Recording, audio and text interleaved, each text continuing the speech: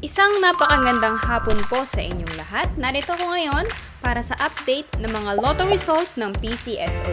Kaya naman, ihanda na ang inyong mga ticket para sa ating 2pm lotto draw ng 2D Lotto at 3D Lotto ngayong araw.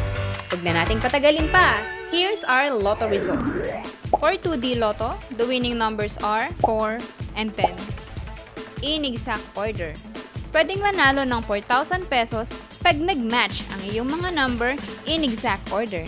2,000 pesos naman para sa Rambolito System Play.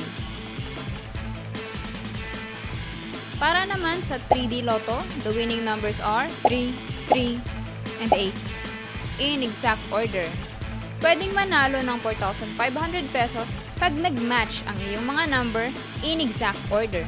750 to 1,500 pesos naman para sa Rambolito System Play. Para naman sa may mga STL ticket, kaninang 10:30 AM STL Departmentalized Draw for Visayas excluding Guimaras, Negros Occidental, and Bacolod City, here's the winning number.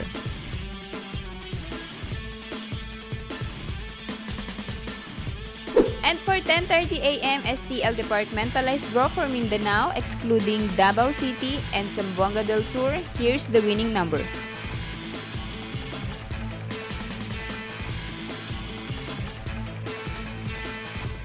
Po ay babala sa ating mga lotto players. Ang lotto ay live na binobola kaya wala pong nakakaalam ng mga number na lalabas. Huwag pong magpapaloko sa mga nagsasabing alam nila ang lalabas sa game at sa authorized outlet lamang bumili ng ticket bago ang draw. Para maklaim ang inyong prize, pumunta lang sa authorized lotto outlet pag nanalo ka ng umabot sa 20 to 10,000 pesos. For more than 10,000 to 300,000 ang panalo nyo, sa PCSO branch na pinakamalapit sa inyong lugar, pwedeng i-claim ang prize with 2 valid IDs.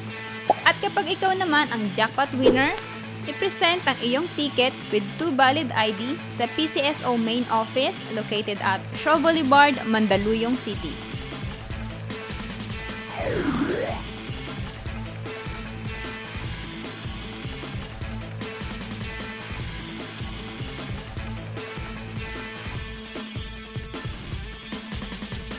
Congratulations po sa lahat ng ating winners at magkita-kita tayo mamayang 5pm draw ng ating 2D Lotto at 3D Lotto. Maraming salamat po.